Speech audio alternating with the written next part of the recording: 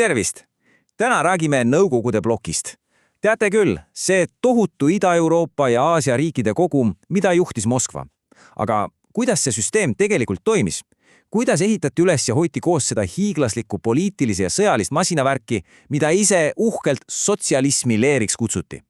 Sukkeldumegi kore sisse. Ja siin me jõuamegi kohe asja tuumani. Ametlikult paberil oli tegemist justkui sotsialistliku sõprusühendusega, kõlab ju ilusalt, eks, aga tegelikkus oli midagi hoopis muud. See oli raudne tsentraliseeritud kontroll otse Moskvast ja just see vastuolu ilusa fassaadi ja karme reaalsuse vahel defineeribki kogu idabloki olemust. Niisiis, vaatame üle, mis meil täna kavas on. Alustame sellest, kuidas see blokk üldse sündis. Siis uurime lähemalt seda niinimetatud sõprust ja sealt edasi vaatame nii poliitilist kui ka majanduslikku musternäidist, mida igal pool rakendati. Lõpuks esitame suure küsimuse, kas see süsteem oli ehk juba eos loodud läbi kukkuma? Lähme! Kõik sai alguse teise maailmasõja lupust. Kujutage ette, sõda on läbi, aga Punaarmee ei lähegi koju. Ei, vastupidi, nad jäävad Ida-Euroopasse. Ja see sõjaline kohalolek polnud juhuslik. See oli tööriist, mille abil pandi riik riigi haaval paika kommunistlikud nukkuvalitsused. Eesmärk oli lihtne. Luua Moskva ümber turvaline puhvertsoon satelliitiriigistest. Ja see laienemine, see oli lausa päät pööritavalt kiire, haadake ise. Kohe pärast sõda langesid Nõukogude mõju alla Rumeenia, Bulgaaria, Poola, Ungari, terve rida riike. Mõni aasta hiljem lisandusid Ida-Saksamaa, isegi Hiina ja Põhja-Korea. Ja siis hüppega üle ookeani 1959. aastal Kuuba, vaid veidi üle 10 aastat ja Moskva kontrollis impeeriumi, mis ulatus Berliinist Havannani. Ja et asjad oleksid selged, see polnud mingi suvaline liitlaste punt. Ei, sellel oli täiesti ametlik nimi, sotsialismi leer. See termin ise juba ütleb kõik, eks ole, see polnud võrdsete partnerite liit, see oli leer, mida juhtis üks ainus keskus, Moskva. Aga see suur ja vägev sõbrusühendus polnud kaugeltki nii monoliitne, kui propaganda seda näidata üritas. Fassaadi taga hakkasid tekkima praad, üsna pea julgesid mitmed riigid Moskva totaalsele kontrollile ka väljakutse esitada. Ja siin me näemegi seda jaotust väga selgelt. Ühel pool olid need, kes püsisid kindlalt Moskva orbiidil. Poola, Ida-Saksamaa, Tšehhoslovakkia ja teised. Aga teisel pool olid mässajad. Riigid, kes otsustasid minna oma teed. Kõige kuulsam näide on muidugi Tito Jugoslaavia, aga ka Albaania ja hiljem isegi hiiglaslik Hiina, kes läksid Kremliga täiesti tülli. Jah, mis juhtus siis, kui isegi need niinimetatud lojaalsed riigid proovisid pead tõsta? Siis näitas Moskva oma tõelist palet. Reaktsioon oli alati kiire ja täiesti halastamatu. Ida-Saksamaa 1933, Ungari 1956, Tšehhoslovakkia 1968. Iga vabaduspüüe suruti lihtsalt Nõukogude tankide roomikute alla. Sõnum oli selge. Siit leerist ei lahku keegi. Kuidas seda jõu kasutamist siis õigustati? Selleks loodi Varssavi pakt. Ametlikult oli see muidugi Kaitseliit vastus NATO-le, aga tegelikkuses see oli Moskva tööriist. See andis Nõukogude Liidule seadusliku ettekande hoida oma vägesid kõikides Ida-Euroopa riikides ja, mis kõige olulisem, sekkuda, kui keegi julges reegleid rikkuda. Just seda me nägimegi Ungaris ja Tšehhoslovakkias. Okei, aga kuidas see raudne kontroll igapäevaselt tagati? Kuidas kindlustati, et kõik need riigid püsiksid rivis?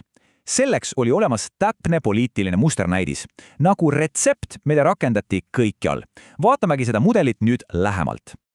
Ja see mudel oli tegelikult geniaalselt lihtne. 4 sammu. Esiteks, kogu võim anti ühele parteile, kommunistlikule parteile. Kõik muud parteid kas keelati või muudeti tähtsusetuks. Teiseks, tippu pandi üks ainus kõikvõimas juht. Kolmandaks, kõik olulised ametikohad, absoluutselt kõik, täideti lojaalsete parteiametnikega. Ja neljandaks, julgeolekuorganid ehk salapolitsei hoolitsesid selle eest, et igasugune vastupanu lämmatataks juba eos. See süsteem oli nagu konveier, mis tootis lojaalsust ja välistas igasuguse demokraatliku alternatiivi. Ja selle kõige selgroog oli üks sõna, nomenklatuur. Mis see oli? Kujutage ette salajast nimekirja. selles nimekirjas on kõik olulised ametikohad riigis, alates ministrist kuni tehase direktori ja ajalehe toimetajani. Ja iga koha kõrval on nimekiri inimestest, keda partei usaldab ja kes sellele kohale sobivad. Kui sa ei olnud selles nimekirjas, võisid karjäärist vaid unistada. See täheldas, et igaüks, kes oli keegi, võlgnes oma positsiooni parteile. See oli absoluutne mehhanism ühiskonna iga tahu üle. Aga asi ei piirdunud ainult poliitikaga. Et kontroll oleks täielik, oli vaja ka majandus enda kätte saada. Ja siin kasutati täpselt sama loogikat, loodi majanduslik musternäidis, mis pidi kõik need riigid majanduslikult Moskva külge aheldama. Mida see siis praktikas tähendas? Esiteks, kogu eraomand kaotati. Tehased, poed, pangad, kõik läks riigi kätte. Ka talupidajale aiti sunniviisiliselt kolhoosidesse. Teiseks, majandust ei juhtinud turg, vaid plaan.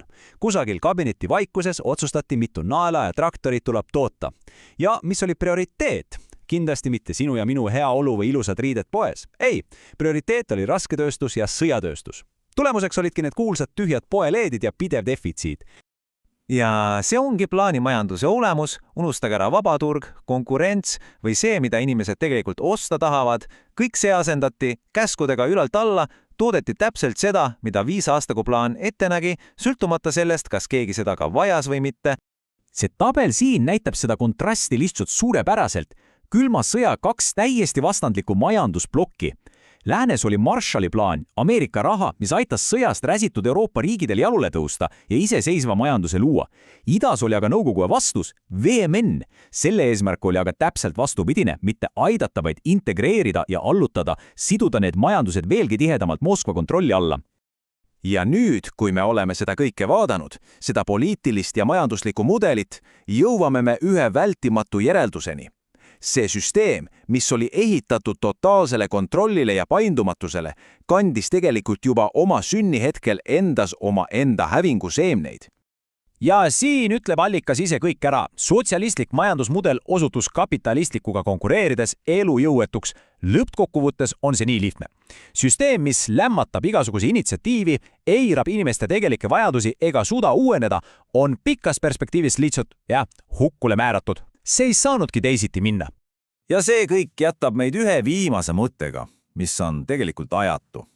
See musternäidis seadis ju absoluutse kontrolli kõigest muust, majanduse tervisest, inimeste vabadusest kõrgemale. Ja see paneb küsima, mis juhtub siis, kui ükskõik milline jäik süsteem, olgu see poliitiline või majanduslik, seisab liiga kaua muutuste vastu. Nõukogude bloki lugu annab sellele üsna karmi, aga selge vastuse. See on kindlasti midagi, mille üle mõelda.